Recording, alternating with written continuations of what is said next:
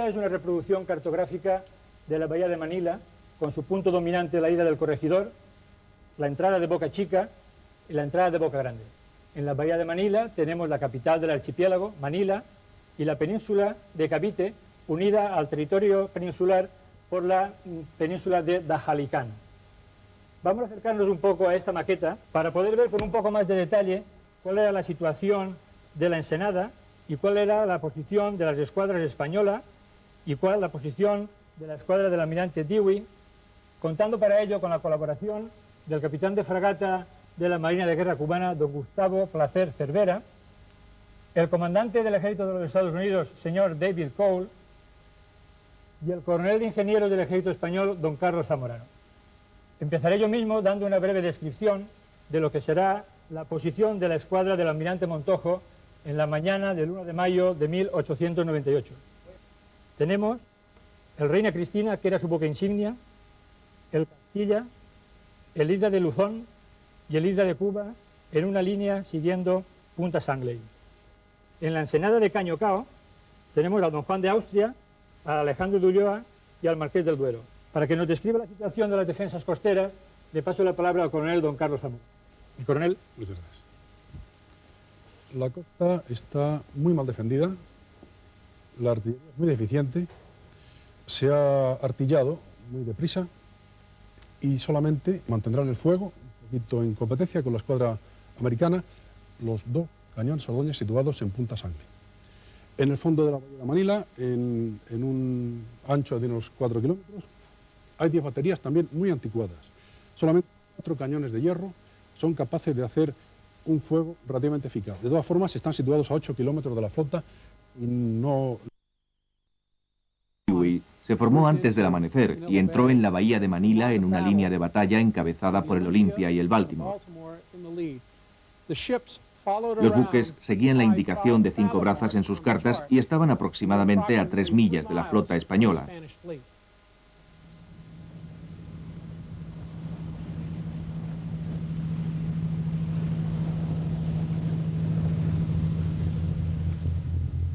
Aquí, en este sitio, más o menos ocurrió la batalla de Cavite.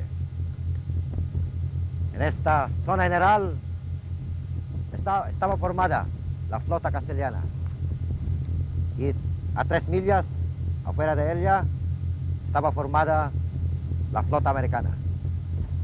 En el fondo se ve la ciudad de Manila y allí está la península de Cavite.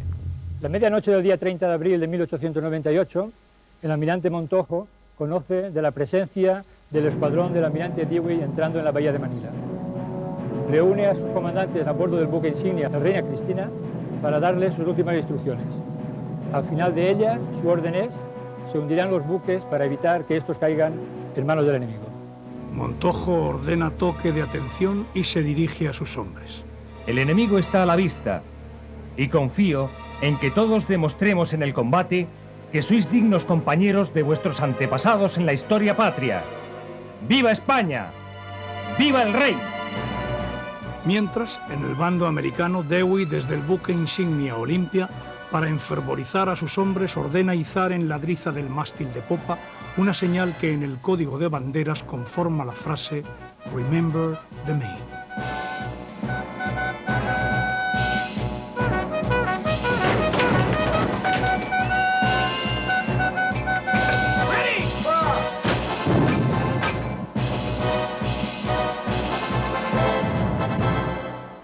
A las 5:46 de la mañana del 1 de mayo de 1898, el escuadrón de Dewey, liderado por el Olympia, se dirige a su posición en la línea, pasando por dentro del alcance de las baterías que defienden la ciudad de Manila, que abren fuego contra él. El almirante Dewey avisa a las autoridades de la capital que de no cesar este fuego se verá obligado a bombardear la ciudad, con lo cual las baterías costeras de la ciudad de Manila dejan en ese instante de hacer fuego.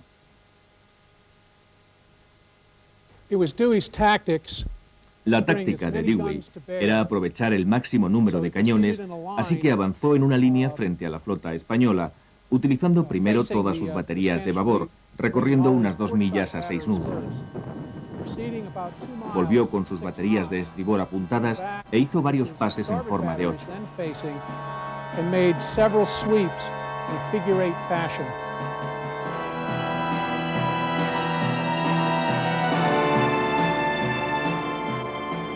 A lo largo de la mañana y durante 2 horas, el almirante Dewey realiza 6 pasadas por enfrente de la flota del almirante Montojo, realizando una concentración inicial de fuego sobre el buque insignia, el Reina Cristina, y posteriormente sobre el Castilla, Isla de Cuba e Isla de Luzón, que reciben numerosísimos impactos y tienen una enorme cantidad de bajas y muertos, principalmente debido al fuego y a las astillas.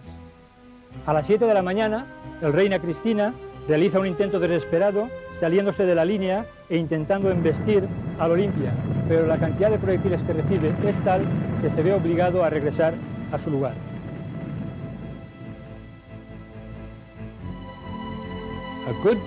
Un equipo bueno podía lanzar quizás 7 u 8 proyectiles por minuto en condiciones de práctica. Pero en la vida real, o sea, la batalla real, solo conseguían un proyectil por minuto.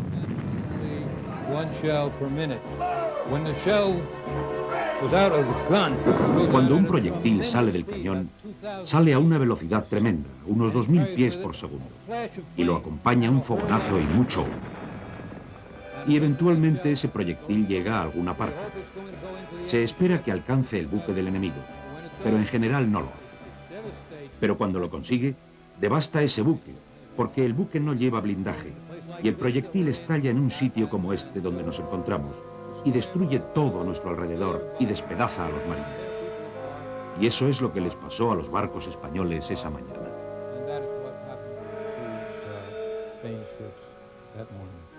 El resultado de la batalla es ligeramente terrible. El Reina Cristina es hundido y el almirante Montojo se ve obligado a cambiar su insignia a la Isla de Cuba. A lo largo de estas 2 primeras horas de la batalla, el almirante Dewey se retira, habiendo recibido la noticia de que el Olimpia le quedan únicamente 15 disparos de sus montajes de 15 pulgadas. A las 11:46, el almirante Dewey retoma la línea y vuelve a efectuar una pasada en la cual ya observa que tanto el Cristina como el Isla de Cuba se encuentran también hundidos y en llamas. Los heridos y náufragos están siendo rescatados por los demás buques que se encuentran en el arsenal y entonces concentran todo su fuego sobre el último de los buques que se queda, que es el Isla de Luzón, que resulta también finalmente hundido. A las 12:30, la batalla naval de Cavite tiene fin. En total, la escuadra norteamericana ha efectuado más de 8000 disparos con 6 buques. Ninguno de los montajes de grueso calibre de la escuadra americana hizo blanco en los buques españoles. Sin embargo, la efectividad de los cañones de tiro rápido y de calibre medio fueron los que ocasionaron la destrucción de la escuadra del almirante Montojo el 1 de mayo de 1898. Desde el punto de vista de un observador imparcial, podemos apreciar que el almirante Montojo no tenía otra alternativa, dada la situación en que se planteó el combate. Quizás la única posibilidad que hubiera tenido de haber sido más apoyado era haber colocado sus buques bajo la protección de las baterías costeras más cercanas a Manila. Esto no se hizo para no atraer el fuego de la escuadra norteamericana sobre la ciudad de Manila y poner en peligro su población. Y además, dada la superioridad abrumadora que tenían la escuadra norteamericana, esto realmente no hubiera podido cambiar los resultados finales del combate. En tan solo hora y media, en este primer enfrentamiento con los americanos en la guerra del 98, los buques españoles están hundidos, incendiados y silenciadas las baterías de tierra. Montojo, por cable, informa al ministro Bermejo. Ha sido un desastre que lamento profundamente, que presentí y que anuncié siempre, por la falta absoluta de fuerzas y recursos. La destrucción de la escuadra española es un hecho. Las pérdidas humanas son 167 muertos y 281 heridos.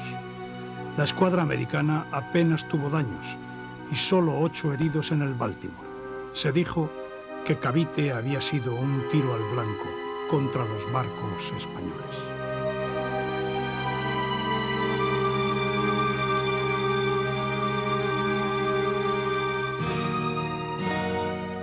La noticia del desastre de Cavite llega a España en el curso de una corrida de toros. A la salida, el gentío se concentra en la calle de Alcalá, en donde un periódico colocó un cartelón informativo. El esperado triunfo de la escuadra española se ha convertido en una derrota contundente.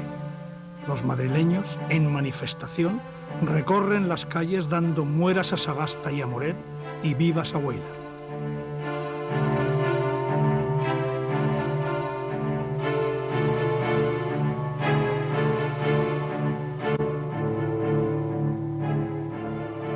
Además de en Madrid, la noticia del desastre produce motines y alborotos en toda España.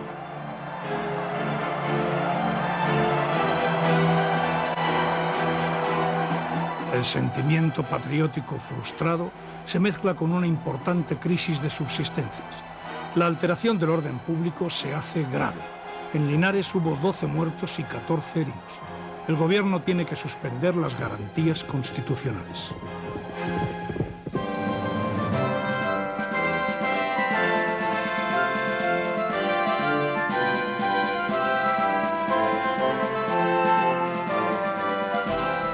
Inmediatamente Dewey es ascendido a contraalmirante. De la noche a la mañana Dewey se convierte en un héroe nacional y el protagonista de todo tipo de artículos y canciones conmemorativas. Las multitudes invaden las calles en manifestación de júbilo. Inesperadamente, Roosevelt anuncia que abandona el cargo para tomar el mando de los Rough Riders. Ante la decisión adoptada por Roosevelt, el secretario de Marina Long afirma: creo que mi subsecretario ha perdido la cabeza. Todos sus amigos, sin excepción, le advierten de que lo que está haciendo es el idiota. Y sin embargo, todo esto parecería plenamente absurdo si por alguna trampa de la fortuna consiguiera triunfar.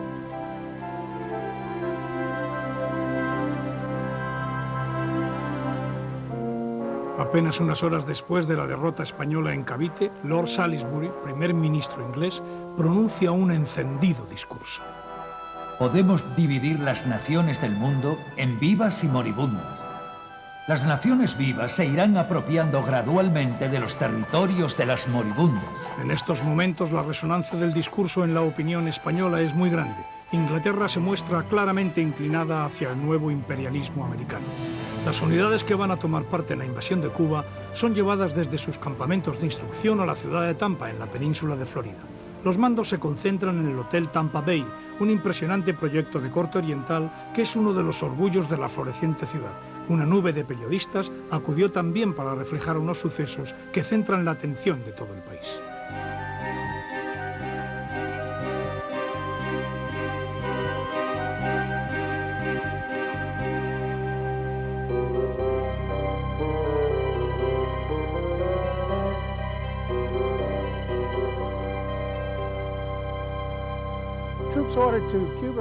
Les dijeron a las tropas que se enviaron a Cuba y a Puerto Rico que dejaran todas las cosas superfluas, así que a cada soldado le permitían llevar solo una manta, un chubasquero y la mitad de una tienda de campaña. La tienda que ustedes ven aquí era el equipamiento de 2 soldados en el campo de batalla. Además de esto, a los soldados se les permitían algunos artículos personales, tales como un juego de afeitar, hilo y aguja, y tal vez entre 2 o 3 soldados una palangana que podían utilizar para afeitarse y lavarse. También por cada compañía llevaban un cajón que contenía provisiones, los libros de contabilidad, etc.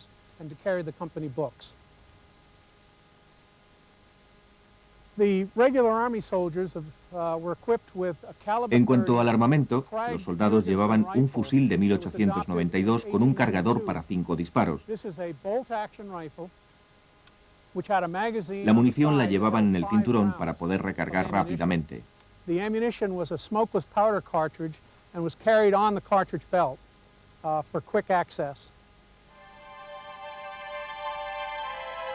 El 12 de mayo la escuadra de Cervera está a la altura de la Martinica.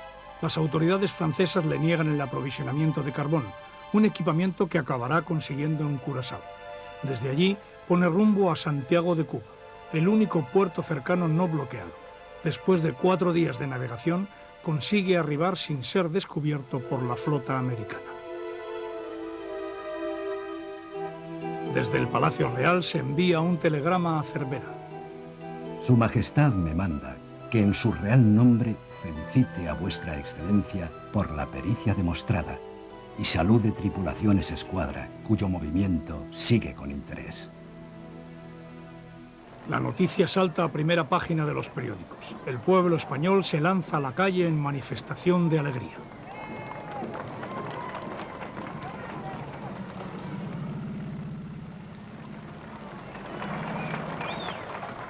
También en La Habana el entusiasmo es indescriptible.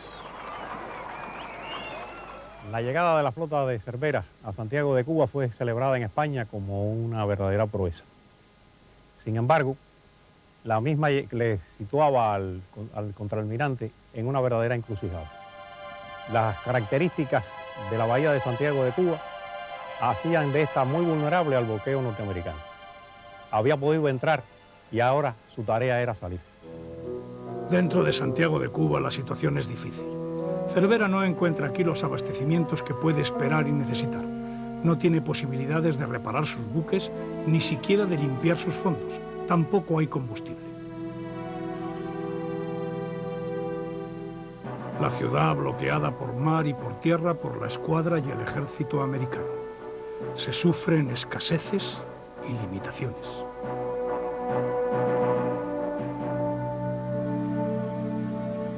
Estamos en el puerto de Tampa y como pueden imaginarse, hace 100 años esto era muy distinto.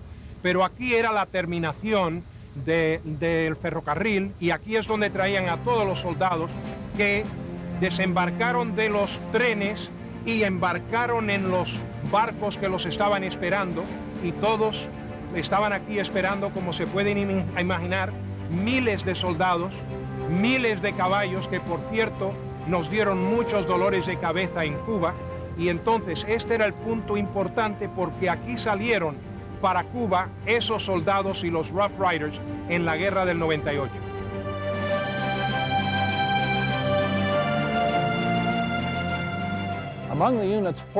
Entre las unidades que llegaron a Tampa estaba la primera de caballería de voluntarios, también conocida por el nombre de los Rough Riders, con su teniente coronel Theodore Roosevelt, que había sido subsecretario de la Marina.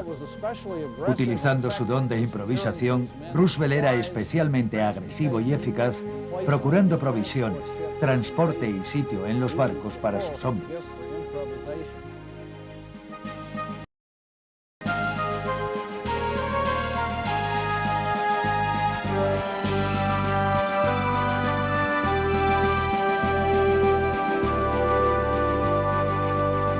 Aquí en este lugar, en aquella época algo más recogido, aquí fronterizo al puerto, era el punto de la última oportunidad donde esos miles de soldados eran visitados por aquellas señoritas y damas y individuos que traían bebidas y otras cosas para la última oportunidad antes de irse para Cuba y lo que trajera la incertidumbre de la vida. Así que en este punto de la última oportunidad, esos soldados gozaron en sus últimos momentos antes de irse para Cuba. Con Cervera bloqueado en Santiago, el ejército americano puede por fin mover las tropas por mar sin peligro de un ataque español. En Tampa, todo está listo para recibir la orden de zarpar y comenzar la invasión de Cuba. Aquí tenemos la bahía de Santiago de Cuba, situada en la región, en la costa sur de la región oriental de Cuba, y que es una típica bahía de bolsa, con una estrada muy estrecha y luego un espacio amplio, que lo convierte, para cualquier flota que hubiera entrado, que entre en la misma, en una auténtica ratonera, puesto que los buques de la misma tendrían que salir en columnas, uno a uno, para enfrentarse a cualquier enemigo que se le hubiera opuesto. Sin embargo, el almirante Cervera, falto de combustible, carbón y falto de víveres, sabe que su situación no es envidiable. Al almirante Cervera se le ofrecen varias situaciones. Puede quedarse en la bahía y aportar todo su material humano para colaborar en la defensa del puerto de Santiago, o también puede salir e intentar escapar realizando cualquier otra operación táctica que se le pueda permitir, dada el estado que tienen sus buques. Yo quisiera preguntar en este momento alguna opinión añadida a lo que mis compañeros pueden pensar que el almirante Cervera podía haber hecho durante todo el periodo de tiempo que va desde el 19 de mayo en el que entra hasta que realmente queda bloqueado por la escuadra norteamericana. En mi opinión, el plazo que tuvo Cervera desde que entra a la bahía hasta que es efectivamente bloqueado por la flota norteamericana, pudo haberlo empleado en salir de la misma, bien dirigiéndose a Puerto Rico o bien dirigiéndose a otro de los puertos de Cuba que no estuviera en las condiciones en que estaba ya Santiago. Aconsejado por los prácticos que no responden de la seguridad del Colón a la salida, el almirante Cervera manda calcular la distancia que quedaría bajo la quilla de este, siendo de únicamente 25 centímetros con la mar en calma. Ante esta situación, el almirante decide suspender la salida y permanecer en puerto. Esto tiene lugar el día 26 de mayo. Ahora se da la coincidencia que está saliendo en estos momentos un buque de la bahía de Santiago de Cuba. Esto sirve para que tengan ustedes una referencia de cuál era el minucioso trabajo del práctico para sacar estos buques de la bahía.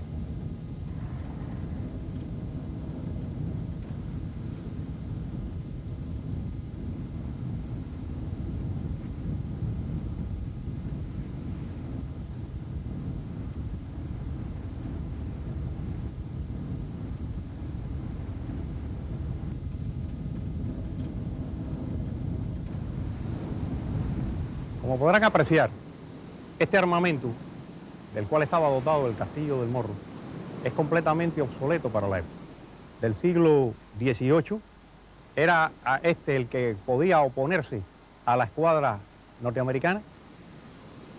Es incuestionable que la diferencia de tecnologías entre ambos bandos estaba muy a favor de la escuadra estadounidense, que estaba dotada de cañones hasta de 300 milímetros, que hacían completamente obsoletos estos parapetos, muy propios para enfrentarse a piratas y corsarios, pero ya completamente pasados de época.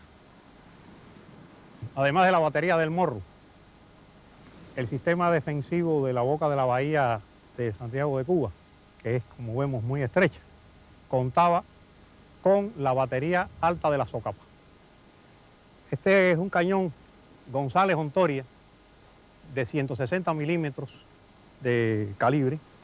Su tubo era mucho más largo que este que vemos ahora, porque fue cortado en tiempos de la Primera Guerra Mundial, al parecer para convertirlo en chatarra.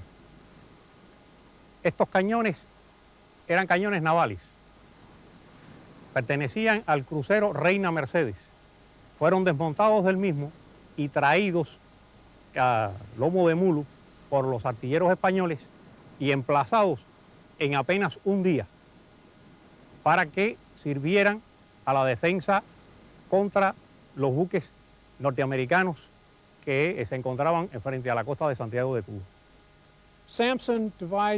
El 1 de junio, Sampson formula un plan para bloquear la bahía. Envía un buque carbonero con el nombre de Merrimack, mandado por el teniente Hobson y con una tripulación formada por voluntarios.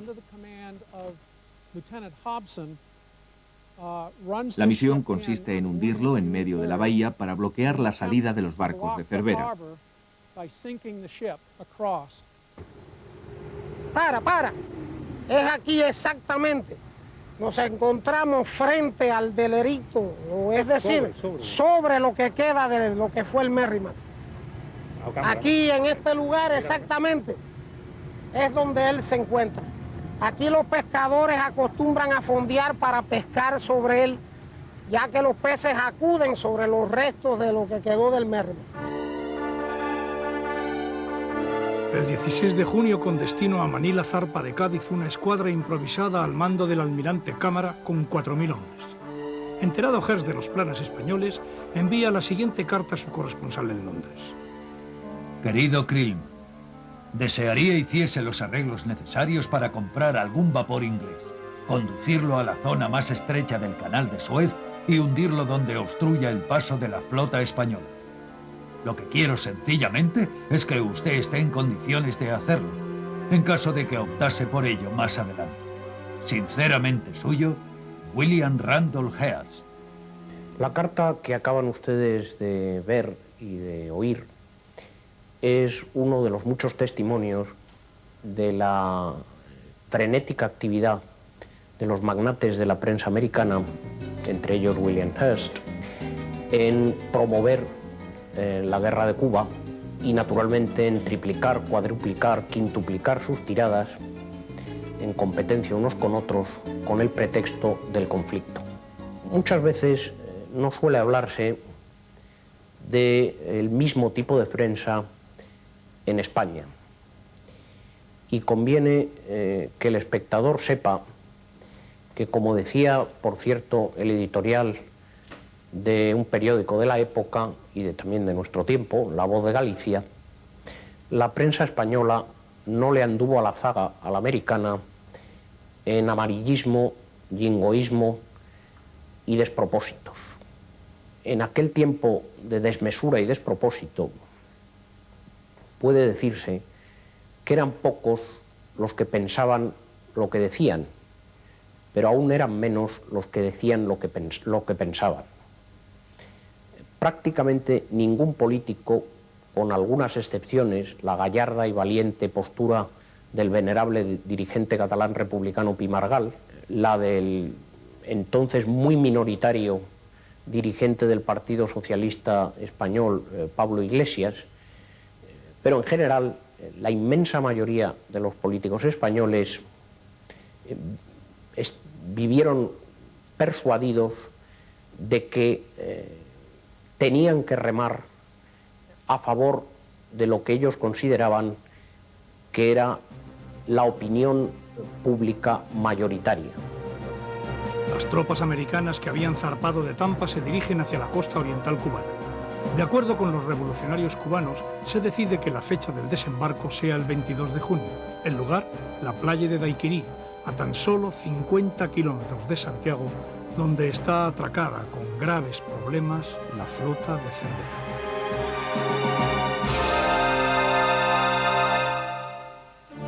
En la ciudad de Tampa se concentraron las tropas a la espera de la invasión de Cuba.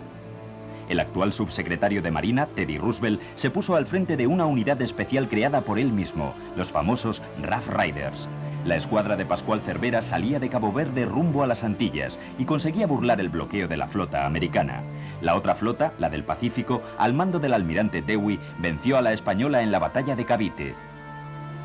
La noticia cayó como un mazazo en la opinión pública española. Se produjeron graves disturbios y el gobierno tuvo que suspender las garantías constitucionales. El almirante Sampson bombardeó San Juan de Puerto Rico pensando que allí se encontraba la escuadra de Cervera, pero este había conseguido llegar a Santiago de Cuba. Había conseguido entrar, pero la dificultad era salir de la angosta bahía cuya desembocadura fue taponada por los buques americanos. Mientras, las tropas que habían salido de Tampa se encontraban frente a la playa de Daiquirí. El desembarco era inminente.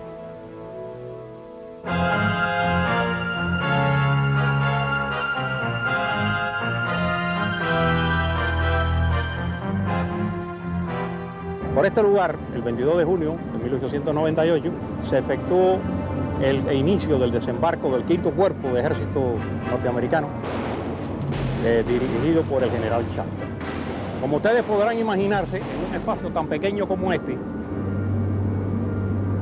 desembarcar casi 6.000 hombres en un solo día, con sus armamentos, sus abastecimientos y con los animales tanto de tiro como de monta y el ganado que traían para la alimentación de los mismos, originó un extraordinario desorden en este pequeño lugar.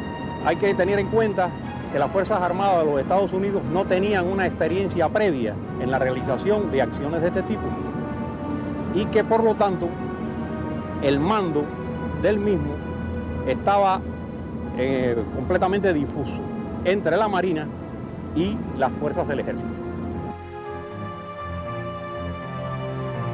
El desembarco es tan caótico como el embarque en Tampa. Por ejemplo, no se ha previsto bien cómo desembarcar los caballos.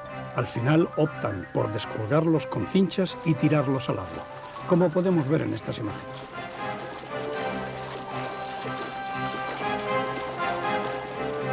Muchos se ahogan y solo una parte consigue llegar nadando a la playa.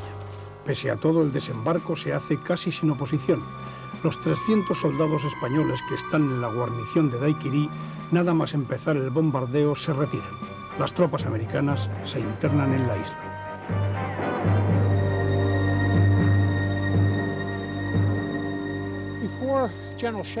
Antes de que Shafter desembarcara del buque en el que estaba, el general Wheeler en Siboney decidió conquistar una posición más alta y empezó a avanzar por el camino hacia las Guasimas.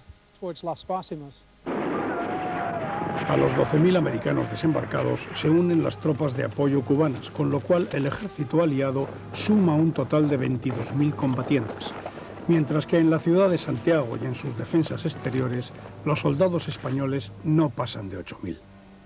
Ante el avance americano, las fuerzas españolas optan por retroceder y se internan hacia la zona de Sevilla de las Guasimas. Desde esta posición disponen una primera línea de resistencia.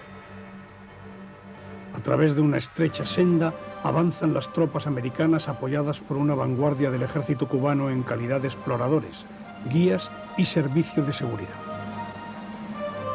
El 1er y 10º Regimiento de Caballería avanzaron por la carretera, mientras el 1er Regimiento Voluntario de Caballería, bajo el mando del coronel Roosevelt, se acercaba a las posiciones españolas por un sendero en la jungla.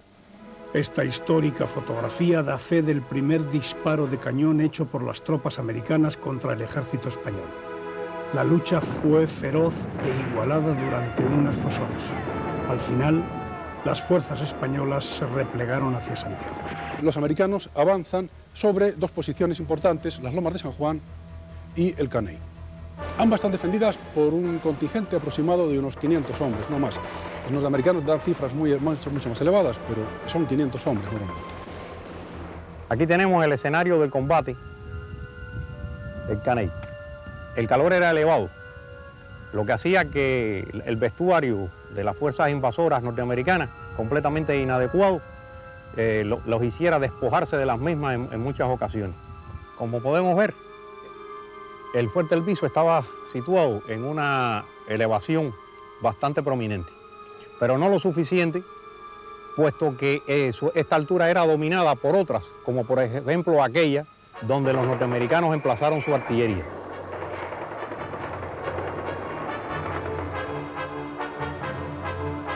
El combate del Caney fue encarnizado, pese a que los españoles solo contaban con armas de infantería, fusiles Mauser, hicieron numerosas bajas a los atacantes norteamericanos y cubanos.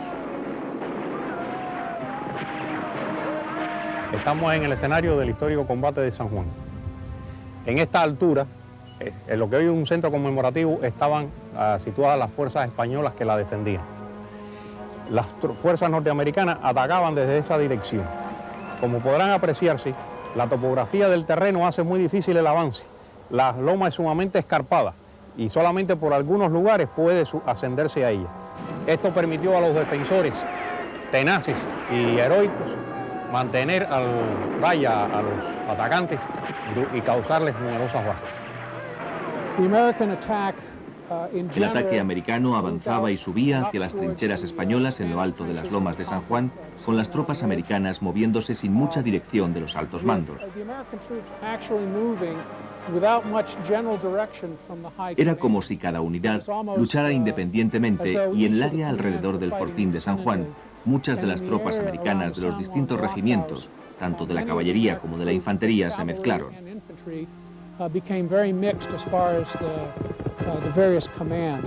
Ante la dificultad de ubicar con claridad las baterías españolas, los americanos decidieron elevar un globo de hidrógeno.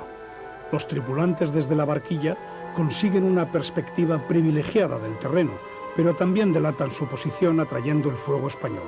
Al final, el globo será derribado. Entre tanto, las fuerzas americanas por fin capturan las Lomas de San Juan, conquistando las trincheras españolas. Las fuerzas españolas se repliegan a Santiago.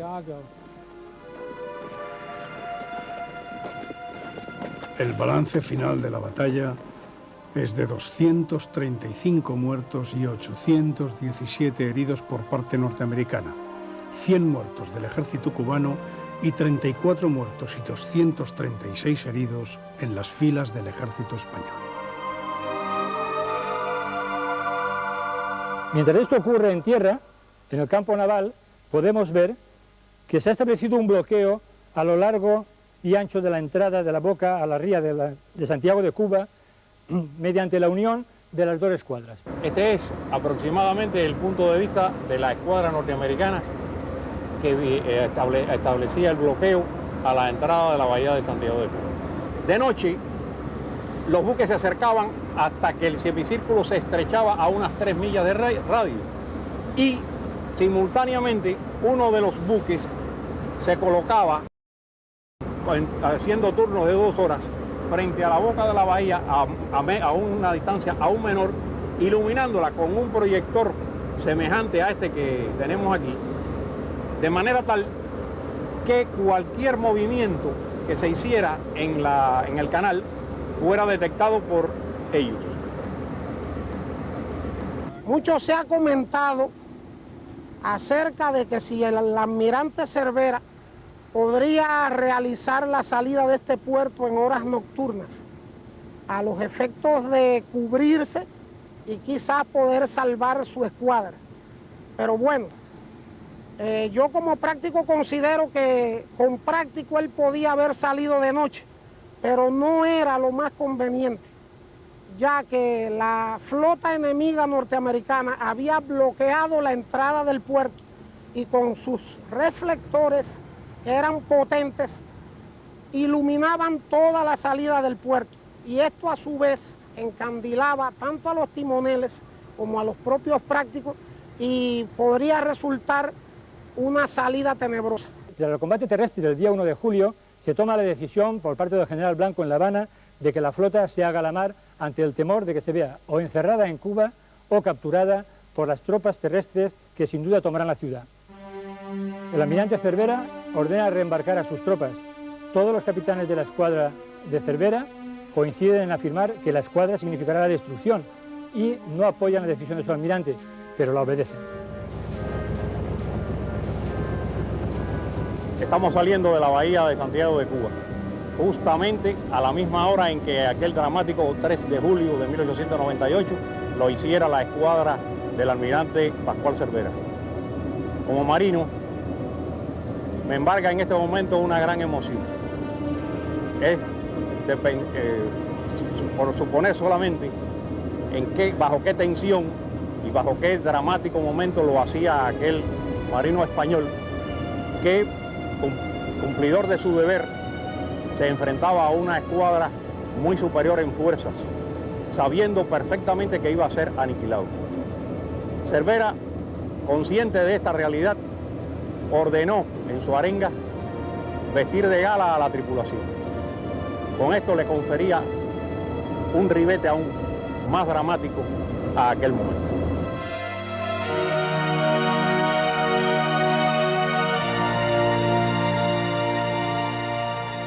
Me parece todavía estar mirando al almirante Cervera en aquella situación tan difícil, donde él, imbuido de su valentía y de su conocimiento como hombre de mar, salía por este mismo canal rumbo a la muerte. Él lo conocía, sin embargo, era un hombre altamente militar, altamente disciplinado, de mucho arrojo, y se lanzó a una empresa a la cual él conocía que no tenía ninguna posibilidad de salir victorioso.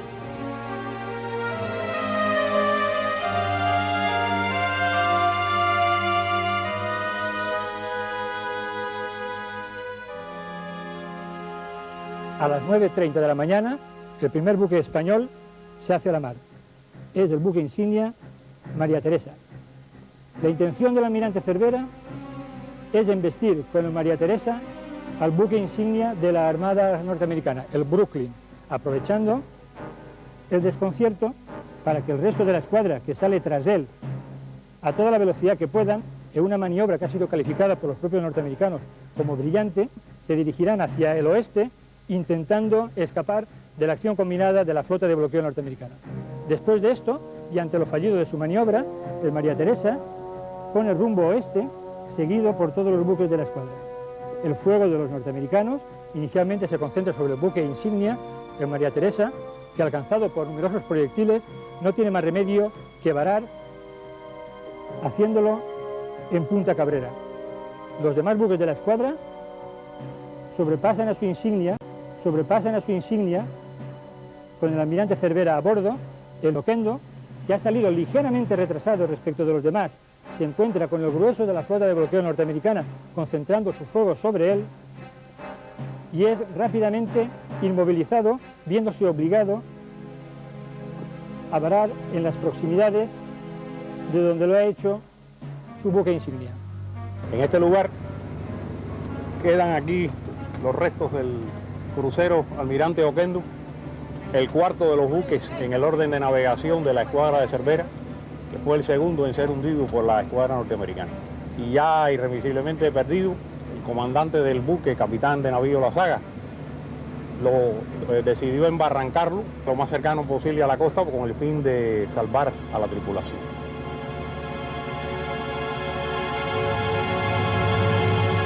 Los sobrevivientes del mismo lograron llegar a la costa a nado, aunque en la tripulación, como en todos los demás buques españoles, hubo numerosas bajas. Gran parte de ellos fueron capturados por los insurgentes cubanos que dominaban el territorio costero de esta zona, y otros, unos pocos, lograron llegar a Santiago de Cuba. Un superviviente del Oquendo narra a su vuelta a España para el Diario de Cádiz su truculento abandono del buque. Una granada de grueso calibre explotó a mi espalda, quemándome el cuello y enterrándome un clavo en la nuca. Cuando subí a cubierta no quedaba ninguno de mis compañeros. Vi al comandante La Zaga pegarse un tiro, desoyendo a los oficiales que le llamaban para que abandonase el barco. Me arrojé al mar. Sobre la superficie del agua asomaban con frecuencia cabezas de tiburón. El resto de los buques siguen desplazándose. El Colón y el Vizcaya siguen alejándose, perseguidos por el Oregón, por el Brooklyn y por el Texas. Sin embargo, el Vizcaya tiene sus fondos sucios, su velocidad es escasa y su consumo de carbón elevado. Así pues, el Vizcaya rápidamente es alcanzado por la flota norteamericana, que lo toma como blanco de toda su artillería, obligándole a varar. A las 11:15, el Vizcaya quedó varado aquí en la ensenada de Aserradero, a pocos metros de la costa. La tripulación del Vizcaya en gran parte fue salvada por los marinos del acorazado Iowa. Su comandante, Eulate, fue conducido a bordo de ese navío norteamericano, estando herido y contuso. El capitán Evans describe así la llegada a su barco del comandante del Vizcaya, Eulate. Había perdido mucha sangre y un pañuelo empapado le cubría la cabeza. Saludando con una gran dignidad, desprendió su espada del cinto y con los ojos llenos de lágrimas me hizo entrega de ella. Apreté la mano de aquel valiente español y no acepté su espada. En ese preciso momento estallaba la Santa Bárbara de su antiguo barco. Evans ofreció a Eulate un puro. Eulate lo aceptó y sacó a su vez del bolsillo de su uniforme un habano empapado y se lo ofreció a Evans diciendo: «He dejado 15.000 más a bordo del Vizcaya». El Colón, durante toda esta acción, se ha destacado claramente de la flota norteamericana. Está a más de 6 millas de ella y parece imposible que los norteamericanos puedan alcanzarla. Sin embargo, bruscamente, el Colón empieza a perder velocidad. Se le ha acabado su carbón de Gales y tiene que empezar a consumir otro tipo de carbón que le proporciona un menor rendimiento en la máquina. El Oregón le dispara primeramente sus proyectiles de grueso calibre y, aunque quedan cortos, le hacen ver al comandante que la escapatoria es imposible. Tras una reunión con sus oficiales, deciden que lo mejor que se puede hacer con el Colón es vararlo para evitar que caiga en manos de los norteamericanos. Tomada esta decisión, el comandante mete toda la caña a estribor y queda varado frente al río Turquino, a aproximadamente 48 millas de la boca de la entrada a la ciudad de Santiago de Cuba. Mientras esto ocurre, el almirante Cervera ha abandonado su buque y ha sido recogido por la dotación del Gloucester, que le proporciona ropa de abrigo y lo conduce con posterioridad a bordo del acorazado Iowa, que ha quedado en las proximidades de la zona. El almirante Cervera y toda su dotación siempre fue tratada con suma deferencia por parte de los marinos de la escuadra americana. Después de 6 horas de intenso combate, el saldo final es el siguiente. Casi 300 muertos por parte española y 1 solo por parte de la Marina de los Estados Unidos. Más de 150 heridos.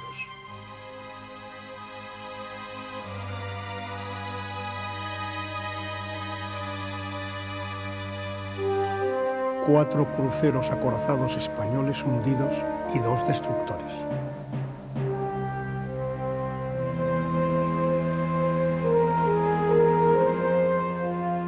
Numerosos jefes, oficiales, suboficiales y marinería alcanzaron la muerte en la batalla de Santiago.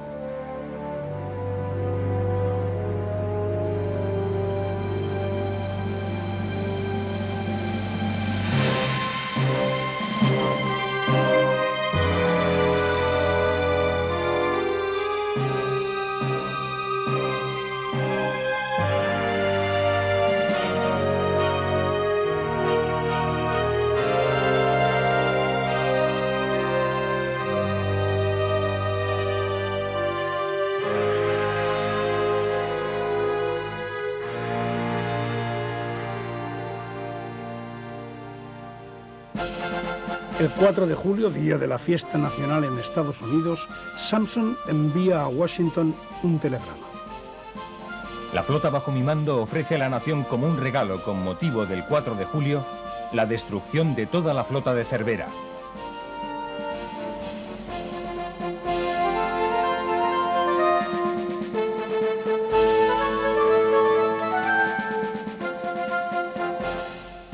El júbilo se desborda por las páginas de la prensa y por las ciudades de Estados Unidos.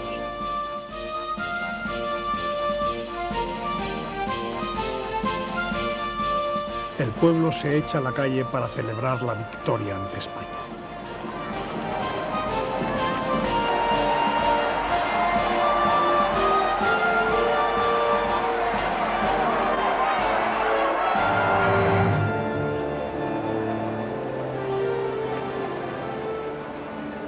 En España, la derrota de Santiago cae sobre una opinión sin bríos, sin reacción.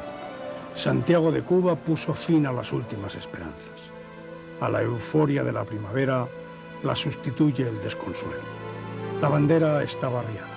En blanco y negro escribió Ramos Carrión: hoy, desmayada y triste, con humildad se pliega, amarilla de rabia y roja de vergüenza.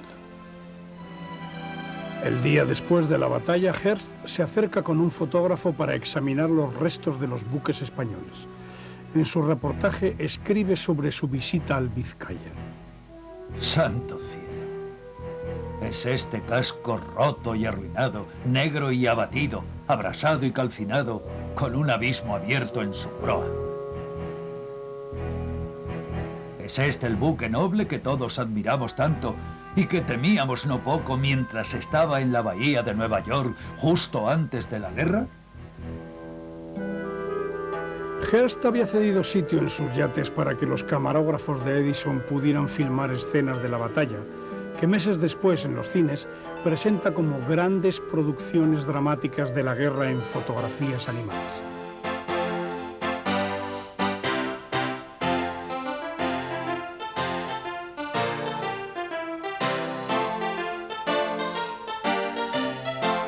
Edwin Porter llegó a filmar esta curiosa versión dramatizada de la batalla de Santiago.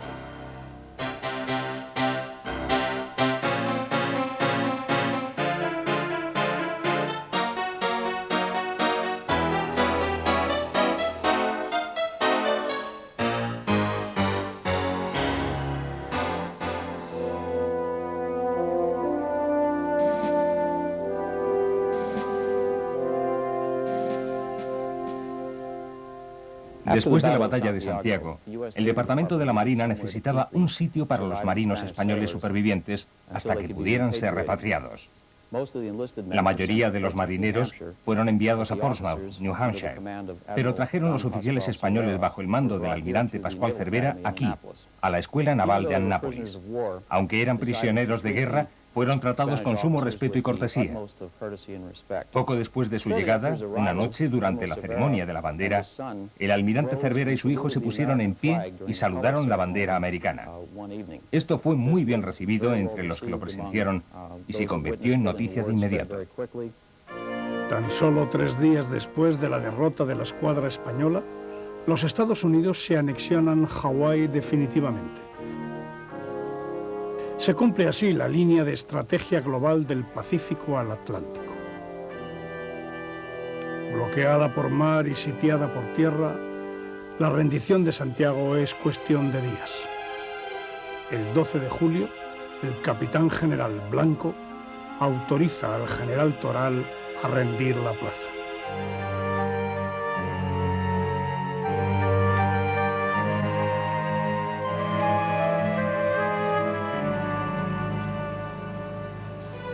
Este es el árbol de la paz.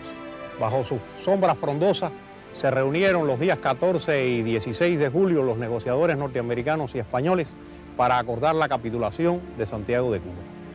Los norteamericanos presionaban para que la firma se hiciera lo más rápidamente posible. En estas negociaciones no participaron los representantes de las fuerzas cubanas.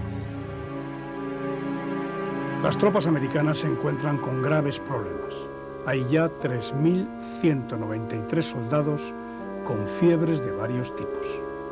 Los americanos sufren los mismos problemas de enfermedades tropicales que habían tenido los españoles en la isla de Cuba.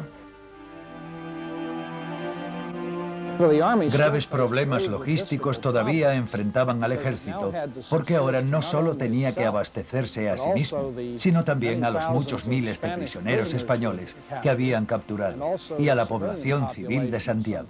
Aún más temido que los problemas de logística era el crecimiento de las enfermedades. Los soldados caían enfermos por centenares de paludismo y se temía que la fiebre amarilla, una enfermedad mucho más peligrosa, apareciera en el ejército.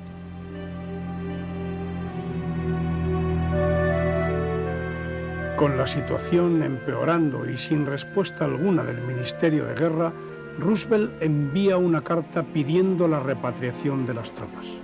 Mantenernos aquí solamente causaría la destrucción de miles de soldados. Los médicos estiman que más de la mitad del ejército, si se mantiene aquí, morirá. Se evita esto reembarcando a las tropas americanas y llevándolas a sitios vecinos a Tampa, los acampan y los ponen en campos sin dejarles penetrar en el resto de los Estados Unidos. Los tienen en cuarentena. Esto produce quejas, protestas y tal, pero era el peligro en sitios en que había habido fiebre amarilla, en tiempos no muy lejanos, el peligro de que estas fuerzas que venían repatriadas podían reintroducir una enfermedad como la fiebre amarilla o incluso también el paludismo. A principios de mayo, el espía Henry Whitney, haciéndose pasar por vendedor de chicas, desembarca en Puerto Rico y consigue medir con una sonda la profundidad de esta angosta bahía de Guánica para ver si es posible realizar por este lugar el desembarque del ejército americano. Cuando se reciben sus informes positivos, el general Miles inicia la invasión de la isla. El plan original de invasión conllevaba el desembarco de una fuerza de aproximadamente unos 20.000 efectivos. Como pueden ver, la isla tiene aproximadamente unos 160 kilómetros de largo y la anchura máxima es de aproximadamente unos 53 kilómetros. El punto de desembarco es aquí en Guánica. Como ustedes pueden ver, es a una distancia bastante grande de donde estaban las fuerzas principales de España. La primera embarcación que entró por la boca de la bahía fue el Gloucester. El Gloucester utilizó sus cañones para acallar cualquier posible reacción. Para facilitar el desembarco de la tropa, se construyó un puente utilizando pontones, más o menos en esta dirección. Hay muy pocas fotografías de esos momentos, pero tenemos una donde aparece el grupo que tuvo a su cargo dicho desembarco. y que levantaron la bandera de los Estados Unidos en tierra puertorriqueña por vez primera. El día en que se produce el desembarco coincide con el día de la fiesta nacional de España, el día de Santiago Apóstol. Se habían empezado a preparar los lechones y otras golosinas con las cuales se celebraría el día del patrón de España. De modo que fue una sorpresa completa cuando se sintieron los primeros disparos y se percataron de la presencia de las fuerzas norteamericanas en Guánica. Una vez vencida la débil resistencia de las tropas españolas, el ejército invasor se interna en la isla hacia el norte con la intención de llegar a San Juan, la capital, antes de que terminara la guerra. Nuestro bisabuelo, el doctor Esteban López Jiménez, fue médico titular en Fajardo cuando el cambio de soberanía y nos ha legado a sus descendientes la más importante de todas las herencias, la palabra. Él dejó escrito sus memorias de cómo fue para él sentir este cambio de nacionalidad. Cuando el cambio de nacionalidad, una tarde a las 3 invadieron la población de Fajardo, 13 soldados de Marina Americana, con el doctor Santiago Bebe, que les dijo bajaran al pueblo y arriaran la bandera española que ondeaba en la casa consistorial y que ondearan la de las franjas y estrellas. Yo estaba sumamente disgustado porque nunca fui simpatizador y sentía de todo corazón cambiar de nacionalidad, porque quise a España, no fui separatista, y si bien odiaba a los gobiernos de España aquí, amaba a mi madre patria, a mi raza hispano-latina, a mi idioma tan rico en el que he pensado. Desde el balcón de mi casa fui testigo de la entrada de los 13 soldados y una lágrima indiscreta quemó mis mejillas rojas de vergüenza al ver que tan poca gente tomaba posesión de Fajardo. Lo importante es que este diario tiene una actualidad extraordinaria. Yo, como su descendiente del autor, me hago eco de su conflicto, porque él pensó la puertorriqueñidad como conflicto y todavía hoy, a 100 años de distancia, estamos barajando exactamente los mismos conflictos que el doctor López Jiménez. Tenía que retirar sus tropas de las dos islas y tenía que aceptar la posterior concreción de la entrega de un puerto en las Marianas y de algo muy impreciso en las Filipinas. El gobierno Sagasta se encontró ante el dilema de aceptar una paz al dictado o continuar una guerra con consecuencias todavía más terribles.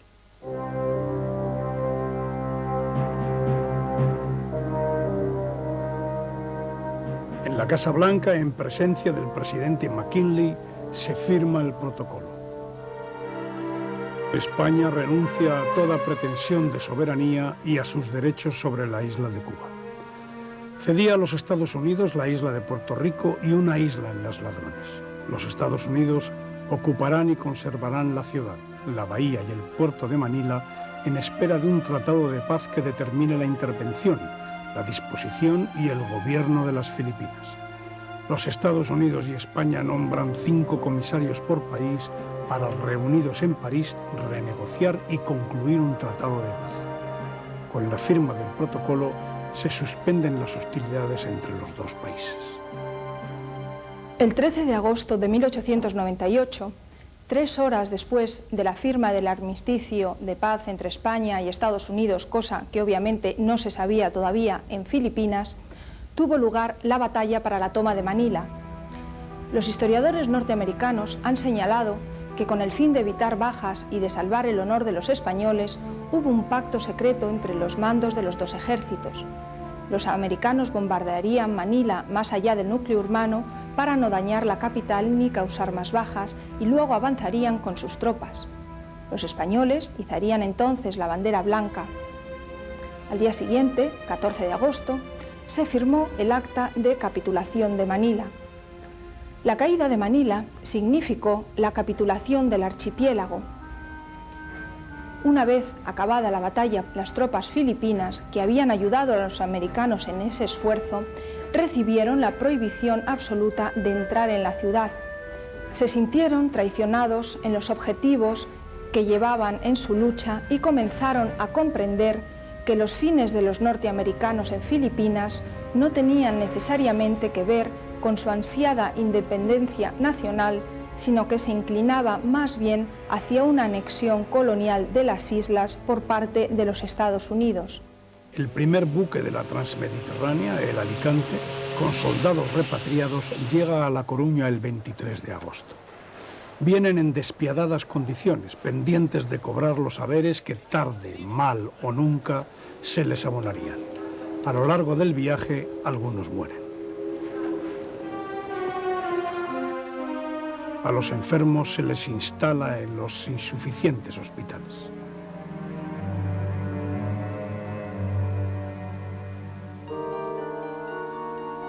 En su esperpento teatral Las galas del difunto, Valle Inclán reflejó con toda crudeza la llegada de uno de aquellos repatriados, Juanito Ventolera. Allí solamente buscan el gasto de municiones. El soldado, si supiese su obligación y no fuese un paria, debería tirar sobre sus jefes. Todos volvéis con la misma polca. Pero ello es que os llevan y os traen como a borregos. Y si fueseis solos a pasar las penalidades, os estaría muy bien puesto. Pero las consecuencias alcanzan a los más inocentes. Y un hijo que hoy estaría criándose a mi lado, lo tengo en la maternidad. Esta vida en que me ves, se la debo a esa maldita guerra que no sabéis acabar. Porque no se quiere. La guerra es un negocio de los galones. El soldado solo sabe morir. Como el mío. Y por eso tenéis todos tan mala voluntad a los galones. De esas camamas al soldado poco se le da.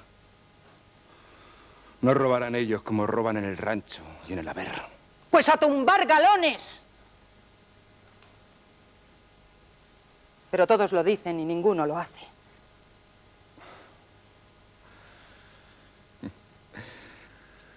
¿Qué medalla es esta? Sufrimientos por la patria. Hay que ver. ¿Y esta? Del mérito. Has sido un héroe. Un cabrón. En aquel momento se produjo una especie de inhibición de los sentimientos. La gente empezó a pensar que aquello ya era el desastre, era el final. Y entonces fue cuando don Francisco Silvela, que entonces estaba en la oposición, escribió en el periódico El Tiempo un famosísimo artículo que se titulaba Sin pulso. Decía, donde quiera que se ponga el tacto, se nota que España está sin pulso. No hay reacción. Es el final. Decía don Francisco Silvela, a este artículo se le ha llamado el manifiesto del regeneracionismo, porque a partir de ahí muchas personas empezaron a pensar que había que reconstruir más que llorar el pasado. La sustancia de la tragedia se vio cuando empezaron a llegar los repatriados, los soldados de Cuba. Venían verdaderamente hechos una catástrofe, una verdadera tragedia. Gentes pues, que no habían comido, venían todos enfermos, estaban verdaderamente... España es cuando realmente vivió las jornadas trágicas del 98. El día 22 de octubre, a las 4 de la tarde, esa bandera comenzó a ser arriada. La última vez que la bandera española flotaba en Puerto Rico. Completada la evacuación de las tropas españolas del arsenal de la Marina, se enarboló por primera vez en este histórico lugar la enseña de los Estados Unidos de América, significando con ese gesto el fin de más de 4 siglos de relación entre Puerto Rico y España y el comienzo de una nueva era en las relaciones con la metrópoli del norte. Mucha gente en la península piensa que es culpable el ejército del desastre de no haber sabido defender aquello. No toda la opinión, pero sí parte de la opinión pública, sobre todo aquellos habitantes de los puertos que ven llegar aquellos barcos cargados de españoles. La oposición, también en el Congreso, tratará de culpar sobre todo a los generales, a los últimos generales que han combatido en la isla. Pero ante esto, Sagasta, jefe del gobierno, dirá: no debemos culpar a nadie de nuestra derrota. La verdadera culpa está en la situación de nuestra pobre patria, abrumada por tantas luchas durante tantos años. El honor no se ha perdido, el ejército se ha batido bien. En el estado anímico de la Armada pesan, sobre todo, la gran cantidad de vidas humanas que se perdieron en este conflicto. También pesa la cantidad de oficiales de la Armada que tuvieron que dejar su carrera profesional bien obligados, bien voluntariamente, debido a su estado moral. En el campo material hay que hacer una especial e irremediable mención a la pérdida principalmente de los 4 acorazados perdidos en Santiago de Cuba, buques de gran valor militar y de difícil reposición. Podemos concluir someramente diciendo que el estado anímico y material de la Armada después de los acontecimientos del año 98 era de depresión, la misma depresión que rodeaba el alma entera de la nación española, agravada, eso sí, en este caso, por el profundo sentimiento de culpabilidad que esta nación hacía recaer principalmente sobre los hombros de su ejército y de su armada de todo lo que había ocurrido. El 21 de noviembre, Estados Unidos presenta un verdadero ultimátum: cesión del archipiélago entero de las Filipinas y pago a España de 20 millones de dólares. España, aunque considera el ultimátum totalmente injusto, no tiene otro remedio que ceder. El 10 de diciembre de 1898 se firma el tratado. Por el primero de sus 17 artículos, España renuncia a todo derecho de soberanía y propiedad sobre Cuba. En virtud del segundo, España cede a los Estados Unidos la isla de Puerto Rico y las demás que estén ahora bajo su soberanía en las Indias Occidentales, y la de Guam en el archipiélago de las Marianas o Ladrones. Según el tercero, España cede a los Estados Unidos el archipiélago conocido por las Islas Filipinas y los Estados Unidos pagarán a España la suma de 20 millones de dólares dentro de 3 meses después del canje de ratificaciones. Mientras tanto, un hecho extraordinario está sucediendo en Filipinas. En la ciudad de Baler, en el pueblecito de Baler, una guarnición de 50 hombres sigue resistiendo en la lucha, en los combates con los tagalos. Se ha firmado el armisticio, pero el capitán de las Morenas no se lo cree, no está recibiendo información de ningún tipo y piensa que todas las embajadas que se le hacen para que se rinda es un ardid del enemigo. Esta es la iglesia de Baler, que fue el último baluarte de los españoles en 1898. Como ven, está un poco cambiada, ya que fue reconstruida con la colaboración de los habitantes del pueblo. Pero la estructura y los recios muros son los mismos que albergaron a los soldados españoles. Pues mi bisabuelo fue uno de tantos miles y miles de jóvenes campesinos, labradores españoles que no tenían 400 duros, que costaba redimirse del servicio militar en ultramar. Contaba historias de lo que fue el sitio de Baler, las penurias, el convivir con cadáveres de sus compañeros, el hambre, el aislamiento, el olvido, las técnicas que utilizaban los tagalos, de ponerles incluso mujeres a la vista y decirles «Castilas, Gualán, Babay», para desesperarles sexualmente, de cómo tenían que subir al campanario a resistir cañonazos y a tirar agua hirviendo para que no les abrasaran vivos. En noviembre sobreviven 39 soldados heridos o convalecientes. El teniente Martín Cerezo, un médico, el doctor Vigil de Quiñones y 2 frailes, el padre López y el padre Minaya. Con el paso de los días la situación se va haciendo insostenible. El hambre, el escorbuto, las deserciones y las muertes por el beriberi y por bala. Los alimentos de los soldados eran muy escasos. Necesitaban alimentos frescos para evitar el escorbuto. Durante la noche, sigilosamente salían de la iglesia y venían a este huerto para coger lo que podían.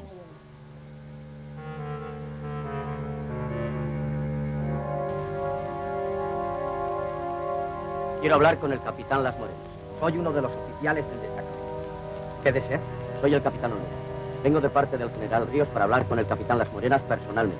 El capitán Las Morenas no habla con él.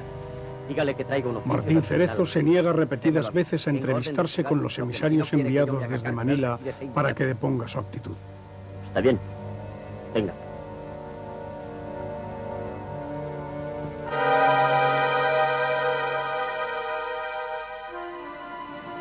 A unos 300 metros de la iglesia de Baler estaba esta hermosa playa que, por cierto, 92 años después, fue elegida para recrear, esta vez desde la ficción cinematográfica, otra truculenta peripecia, Apocalipsis Now, de Francis Ford Coppola.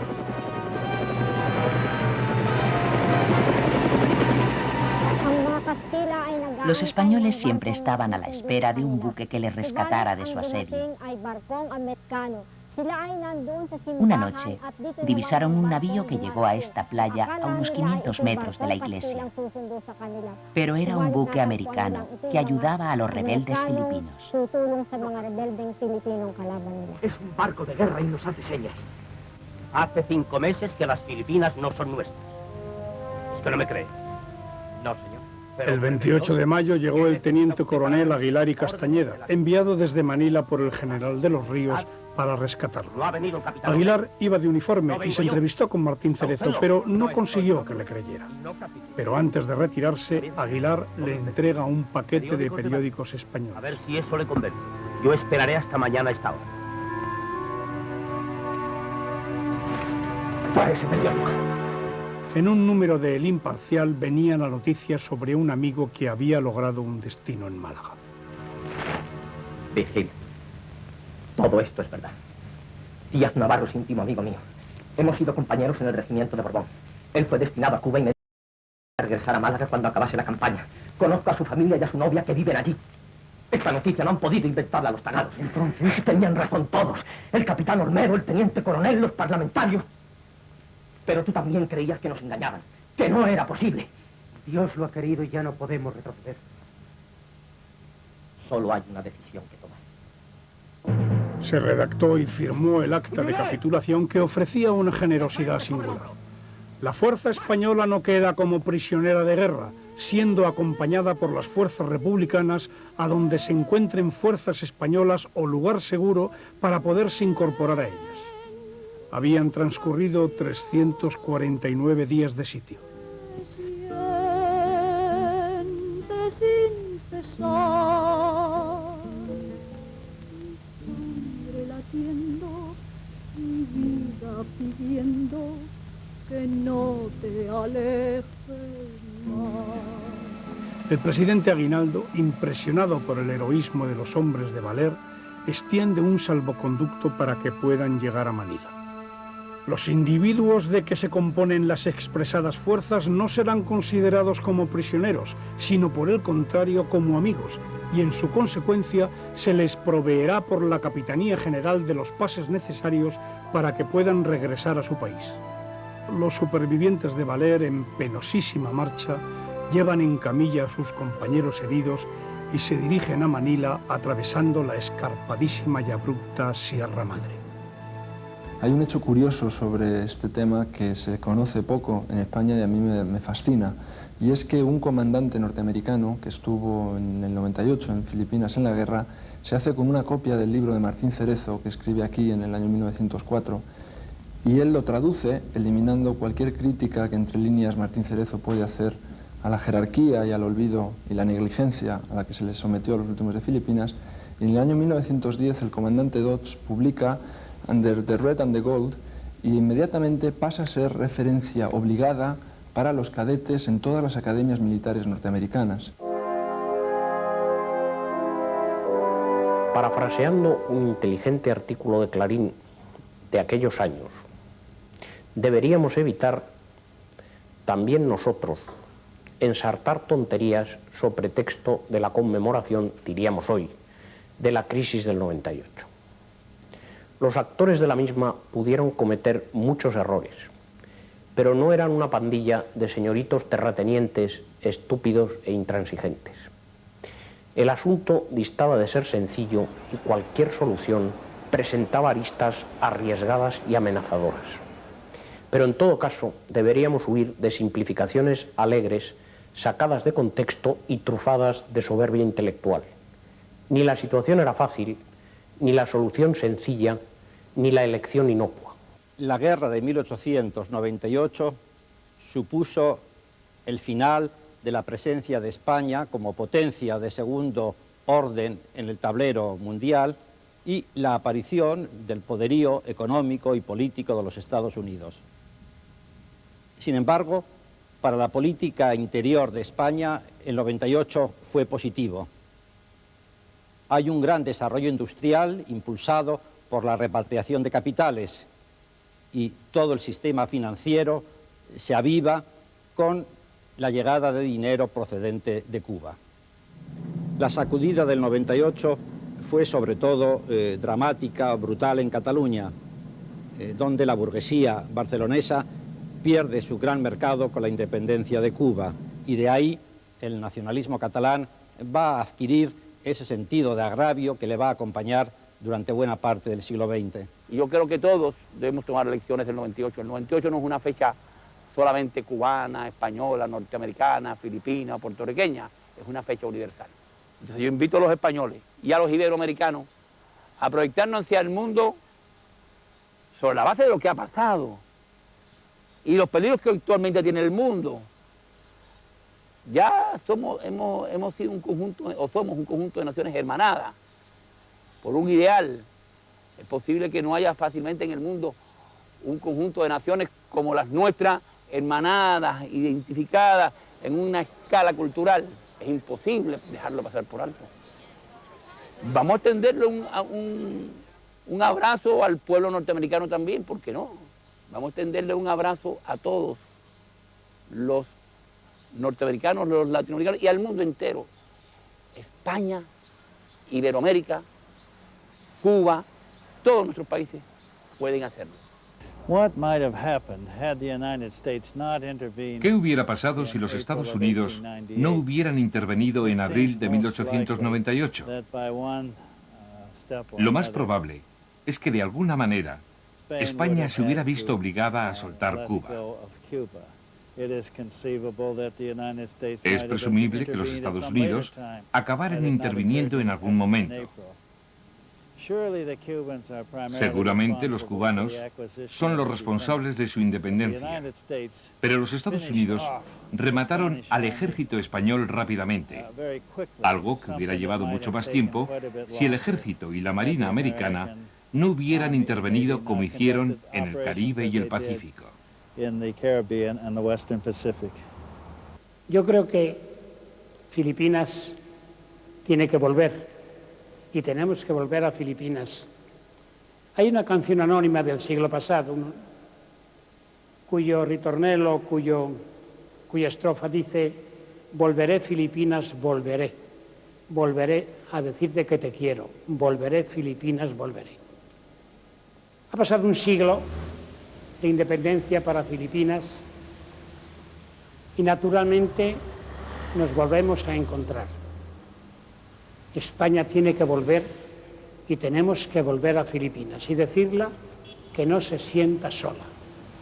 Nosotros tuvimos nuestros errores, les reconocemos, les confesamos y hay un perdón para decirnos también a ellos que son un pueblo que tienen un mensaje para nosotros como nosotros vivimos para ellos. Le dimos la cultura, la religión, la sangre, lo que no ha hecho nadie. Pudieron prometerles cultura, pero no dieron sangre porque realmente no eran de su raza ni de su color.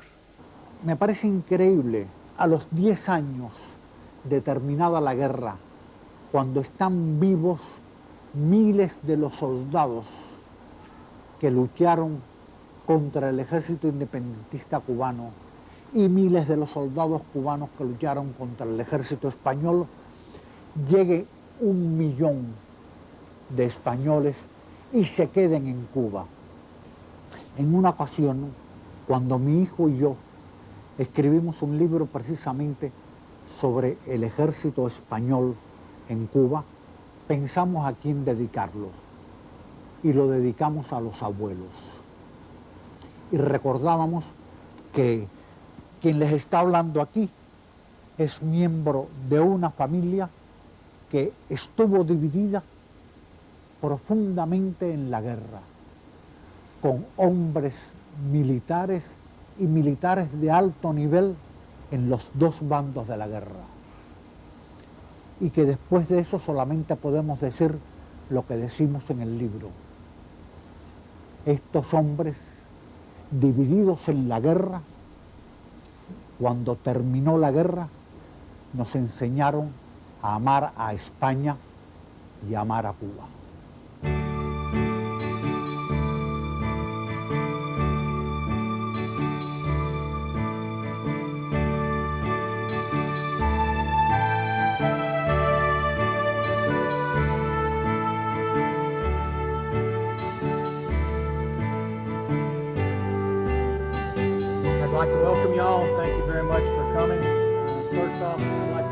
Pues aquí estamos en este 12 de octubre, en esta fiesta tan acogedora, donde tenemos una mezcla de americanos, descendientes de esos americanos que fueron a luchar a Cuba.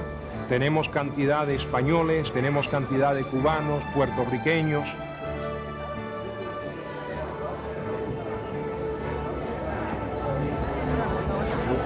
Así que en esta mezcla que tenemos hoy vemos lo que es la América de hoy. Vemos como todas estas culturas, como todas estas tradiciones han formado una trenza muy natural en los Estados Unidos de Norteamérica, donde todos nos identificamos como una paella muy especial y nadie ha perdido su identidad. Somos americanos, estamos orgullosos de ser americanos, pero también somos los hijos de España nacidos en América, muy orgullosos de nuestra estirpe, con esa grande y larga y rica historia que es la historia de España en el Nuevo Mundo.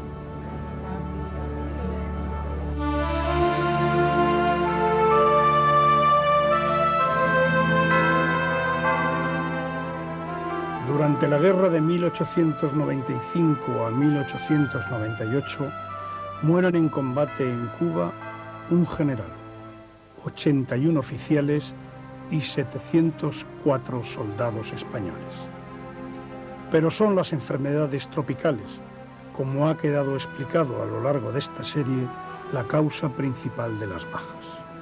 Nada menos que 40.000 soldados mueren a causa de la fiebre amarilla, el cólera y la disentería, lo que se ha dado en llamar la hecatombe sanitaria.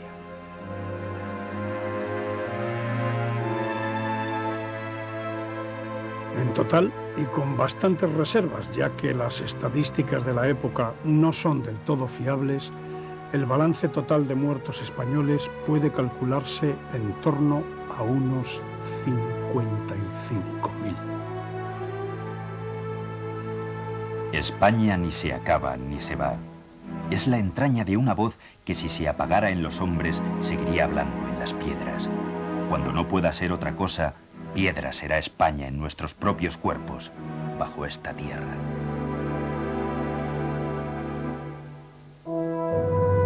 ...14 años después de su hundimiento, los restos del acorazado Maine fueron sacados a flote por la Armada americana. A las 10 de la mañana del 16 de marzo de 1912, el navío que presentaba este fantasmagórico aspecto cruzaba el Morro de La Habana en rumbo justamente contrario al de aquel fatídico 25 de enero de 1898.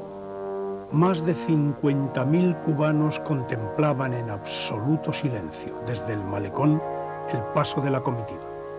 En el mismo lugar que había ocupado su palo mayor, ondeaba una enorme bandera norteamericana.